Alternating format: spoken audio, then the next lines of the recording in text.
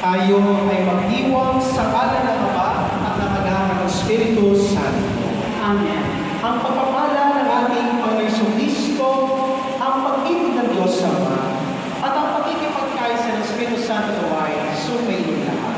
At sumahirin. Mga kapatid, ipinagdiwang natin ngayon ang kapistahan ng pagbibinyag ni Jesus. Bilang mga binyagang Kristyano Katoliko, tinagawa na tayong mabuhay sa landas ng kabanalan.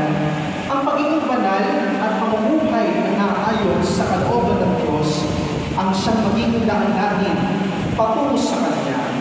Naway, maging tunay na kalulugod tayo sama tulad ng Kanyang butong daan.